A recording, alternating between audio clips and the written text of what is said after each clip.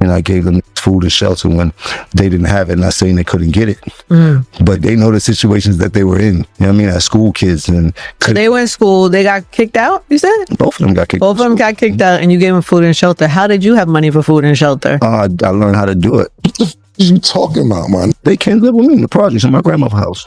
In your grandmother's house? Oh, but she was gone. Passed away. So you got the apartment to yourself. They come, but you still got to pay the rent. Yeah, I paid the rent. I paid for the love rent. That was Mase manager. I was a hustler. I always been a hustler. You were in the streets. I know. How much do you credit you being successful to Cam? I credit a lot to Cam, but I also credit a lot to us because behind closed doors, it was us that put him in that position. You was a fan. You begged us. You are a fan, nigga. A fan. I mean, he was doing music a long time and things like that, but it was a pivotal moment where before he got signed, them 2 years was very crucial to everything that we did together in his journey of becoming who Cam is. The Harlem streets are buzzing once more, and you already know why. Jim Jones is back in the headlines, throwing wild claims and fiery shots straight at Camron and Mase. Every time people think the saga is over, the couple himself breathes new life into it, proving Harlem's biggest soap opera will never die. But this time, the things Jim Jones is saying got fans clutching their phones, replaying interviews, and asking the same question Harlem's been asking for decades. Who's really telling the truth? Who really built the legacy of Dipset? And why can't these brothers let the past rest? If you've been following the Harlem storyline since the Shiny Suit era, you already know this feud isn't just rap. It's about legacy, respect, and pride in a city that never forgets. And when Jim Jones starts talking, it's like pouring gasoline on a fire that's been burning since the late 90s. According to Jim Jones, the brotherhood wasn't as perfect as it looked on camera. He says he gave both Mase and Camron food and shelter when they were down bad. He claims they were kicked out of school, struggling, and it was him who opened the doors, offering them a place to stay in his grandmother's apartment. He paints a picture of himself as a hustler, the one who always knew how to make money, the one who carried responsibility, while the others were still trying to figure it out. In his words, he was never just hanging around, he was a backbone, the one making sure nobody fell off. But that's where the contradictions start to creep in.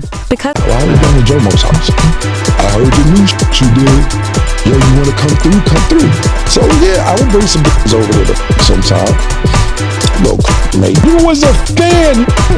You begged us. You were a fan. Pause. So not Matt, how you got cool with us? Basically, you heard our freestyles. Yo, man, I heard the freestyles. Y'all killing shit. Because when you hear Camron and Mase tell their version, the story flips. They say Jim Jones wasn't the savior. He was a fan. They say he begged his way into the circle after hearing their freestyles, desperate to be around Harlem's hottest young talents. They remind people that his first job was nothing more than being Cameron's hype man. And right there is the core of the conflict. Is Jim Jones rewriting history? Or is he finally speaking the uncomfortable truths that Harlem never wanted to face? The way Jim Jones tells it, he and Camron were partners from the jump. He says they came into the mission together, both knowing their roles. Cam is the star, Jim is the protector. My job was to make sure nothing happened to that man while he was chasing success, Jim explains, painting himself as a loyal soldier who stood guard while Cam built the spotlight. But once again, the other side of Harlem laughs at that version. They argue Jim was just the muscle tagging along, that his loyalty wasn't partnership but dependency, and that it was Mase who really opened the doors for Cam and taught Jim how to rap in the first place. And when that bombshell drops, that Mase taught Jim Jones how to rap, you can hear the air get sucked out the room. Because if that's true, then Jim's claims of being the hustler who held it all together start to crumble. How can you claim to be the architect when you needed someone else to show you the basics? Harlem thrives on pride, and pride don't mix with humility. That's why these conversations explode every time they're brought up. The interviews play like a chess match. Jim Jones says he raised his whole family as a teenager, that he was hustling and grinding when Cam was still figuring out his moves. He tells stories of traveling on the train since he was 8 years old, of being a man long before he should have had to be one. He frames himself as the anomaly, the one who always knew how to survive. And there's no doubt Jim did put in work. He did carve out his space in Harlem. But the problem is, the way he frames his role in Dipset clashes directly with how the others remember it. Camron, the lyricist, the pink fur legend, doesn't let things slide. He knows how to use words to cut deep, to clown a rival so hard the whole internet joins in. And when Jim goes on a rant, Cam turns it into comedy gold. Harlem laughs with him, not with Jim. Meanwhile, Mase, slick as ever, plays the role of instigator, clowning Jim's stories while keeping his cool. Together, Cam and Mase flip Jim's emotional outbursts into punchlines that trend across social media. That's what makes this feud so messy. Jim Jones speaks with fire, with pain, like a man trying to force people to respect his place in the story. But Mase and Camron fight back with charisma and jokes, making Jim look pressed, bitter, even desperate. Harlem eats it up. The fans debate. Some say Jim is bitter because he never got his flowers. Others argue he's brave for saying what nobody else will. But whichever side you land on, one thing's clear. Harlem never sleeps when its legends are at war. And then there's the authenticity question. Harlem prides itself on being Harlem, real Harlem. Yet in the middle of all this, voices keep whispering that Jim Jones isn't really Harlem, that he's from the Bronx and had to force his way into the Harlem circle. That accusation cuts deep, because in Harlem, your block is your crown. If you gotta keep reminding people where you're from, maybe you don't belong there. And when Cam and Mase mock Jim for always saying I'm from Harlem, fans nod their heads. Because to them, real Harlem doesn't need to announce itself. Still, let's not twist it. Jim Jones isn't just some outsider. He's been part of the story since the children of the corn days, since the teenage years when everyone was grinding to get a shot.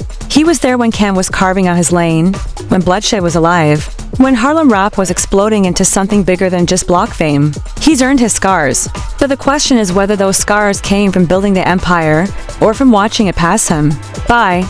And that's where the tension explodes. Because by the time Ballin dropped, Jim Jones wasn't just the hype man anymore. He was a star. The crowd screamed his name, the charts carried his voice, and for once he was the one standing in front of Camron. That shift in power was never easy. Cam had always been the face, the leader, the one Harlem pointed to. But suddenly the man who once stood behind him was now next to him, even stepping ahead of him. That's when the smile stopped. That's when brotherhood turned into competition. Now, every time Jim speaks on it, Harlem feels that old animosity rise again. He wants people to recognize his role, to understand that he wasn't just a background player. But every time he tells his truth, Cam and Mase spin it into jokes. And fans, they love the jokes more than the pain. That dynamic makes Jim look like the aggressor, even when he's just defending himself. But here's the twist, maybe Jim isn't just fighting for respect. Maybe he's fighting to prove that his story matters in a world where Harlem only celebrates comedy and charisma. Maybe, deep down, he knows the more he talks, the more the internet clowns him. But silence, that would mean erasure. And for a man who's been chasing his flowers for decades, silence is worse than being mocked. So here we are once again. Harlem on edge, interviews trending, social media laughing, and Jim Jones refusing to bow down. He won't stop talking, won't stop defending his name, won't stop reminding people that he was there. But whether Harlem believes him, that's the battle he may never win. Because when Jim Jones dropped the line that Mase taught him how to rap, Harlem froze. The chatter went silent for a second before exploding into laughter, disbelief, and endless memes. If that's true, then everything we thought we knew about Dipset's roots might be a lie. And if it's not true, then why would Jim even say it? The moment Jim Jones dropped that claim, that Mase literally taught him how to rap, Harlem split into two. Some fans nodded, saying it explained a lot about Jim's delivery, his early presence, the way he carved his style. But many more burst out laughing, flooding timelines with memes and punchlines. To them, it wasn't a revelation, it was desperation. Because the way they saw it, if Jim had to admit Mase built his foundation, then everything he bragged about holding Harlem on his shoulders fell apart in seconds. And that's where the real problem lies. Camron and Mase don't need to fight back with anger. They don't need long rants, deep explanations, or fiery interviews. They've got something stronger, comedy. All they have to do is sit on their platform, crack jokes, and Harlem rolls with laughter. Every time Jim tries to press a point, they turn it into punchlines, flipping pain into entertainment. And in today's world, where virality matters more than sincerity, comedy always wins. Think about it. Camron has always been Harlem's slick talker. Back in the days of pink fur coats and punchline-heavy bars, he built his image on style, confidence, and wit. Mase, meanwhile, became the master of smooth, the preacher-turned-rapper who could clown anyone without breaking a sweat. Together, they've reinvented themselves in this podcast era, thriving off their charisma. When Jim Jones throws shade, they don't get defensive. They laugh, they mock, they let Harlem join in. And that makes Jim look even more pressed, even more bitter. But to dismiss Jim as just bitter would be too easy. Beneath the anger, there's truth in his frustration. Jim Jones spent years playing muscle protector, hype man. He took bullets for the hype man. He took bullets for the team, stood in the background while Cam shined, and sacrificed his pride to keep the empire safe. And when his moment finally came with Ballin, he thought it would cement his place forever. But instead of brotherhood, he felt Cam's jealousy. Instead of flowers, he got cold shoulders. That's the scar he's never been able to heal. And every interview, every rant, is him picking at that wound, still. Harlem doesn't always reward vulnerability. In Harlem, you either stand tall or you get clowned. So while Jim bears his soul, Camron and Mase turn it into a roast session. They remind everyone that Jim wasn't the architect. He was the latecomer. They clown him as a fan who begged his way into the circle. They point to the Bronx roots, questioning his Harlem authenticity. And when they do it, fans laugh harder than they listen. Social media only fuels the fire. Clips of Jim's interviews get chopped up and remixed into TikToks, with captions mocking him for rewriting Harlem history. Tweets turn his emotional lines into memes. YouTube comments split the jury, half calling him the underdog who never gets respect, half calling him the bitter uncle at the cookout who can't stop talking about the past. And the worst part for Jim? Camron and Mase don't even have to reply right away. Their silence alone turns the crowd against him, because people are waiting for the clapback they know is coming. But let's not pretend this is just about old interviews. Beneath it all, there's something bigger: Harlem pride. Harlem has always been about competition. From the Children of the Corn days to the shiny suit era to Dipset's dominance, Harlem rappers have thrived by outshining each other. Battles weren't just expected, they were tradition. So when Jim Jones keeps sparking these feuds, he's not just stirring drama, he's keeping Harlem's culture alive, even if it makes him look pressed in the process. And that's why fans keep watching. Because this isn't just about three men with old grudges, it's about Harlem itself. The borough that gave us Apollo nights, street battles on Lennox pink furs, and Sunday sermons from rappers turned preachers. Harlem is a stage, and its legends are actors who never stop performing. Jim Jones, Camron, and Mase are locked in a play that never ends because Harlem won't let it. The audience is too big, the stakes too high, the history too deep. Still, the more Jim talks, the more the scales tip against him. Every time he mentions the past, fans accuse him of chasing relevance. Every time he reminds people of his sacrifices, they say he's stuck in the early 2000s. And when Camron and Mase spin it into comedy, Harlem crowns them the winners. That's the painful irony. Jim fights with fire, but fire burns fast. Cam and Mase fight with laughter, and laughter lasts forever. But here's a twist nobody wants to admit. Deep down, Camron and Mase need Jim just as much as Jim needs them. Without Jim stirring the pot, their platform wouldn't trend the same way.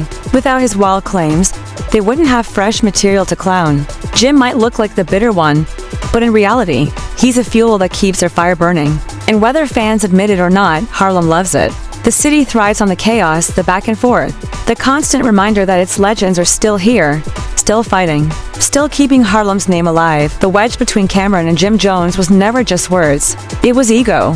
It was the moment Jim went from standing behind Cam to standing in front of him. It was the moment Ballin turned the hype man into the star. And once that switch happened, there was no going back. Cam couldn't accept sharing the crown, and Jim couldn't accept staying in the shadows. That tension hasn't gone away. It's only matured, getting heavier with every passing year. Now, Harlem watches like it's a sport. Will Jim finally win sympathy as the underdog who never got his flowers? Or will he forever be the man mocked by his own brothers, fighting ghosts of a past that the internet refuses to take seriously? The truth is, it might not even matter. Because at the end of the day, Harlem wins either way. The legacy lives on. The names stay relevant. The drama keeps the city at the center of hip-hop's conversation. But there's one question that won't go away. How long can Jim Jones keep this up before it backfires completely? How long before fans stop debating and start dismissing him altogether? Every time he drags Mase and Camron, they flip it into comedy gold. Every time he vents his pain, Harlem laughs. And every time Harlem laughs, his credibility slips just a little bit more. And that's the tragedy of it all. Jim Jones isn't just tripping, he's trapped. Trapped between his need to tell his story and the reality that his rivals control the punchline. Trapped between being the underdog who deserves respect and the clown who can't stop ranting. Trapped in a Harlem soap opera that won't end because Harlem itself refuses to close the curtain. So the stage is set once again. Harlem's legends at war, fans choosing sides, social media buzzing. The only thing left to ask is this: will Camron finally snap back with bars that bury Jim Jones once and for all? Or is Jim about to flip the script in a way nobody saw coming? Harlem's pride is on the line, and the next move could decide who wears the crown for good.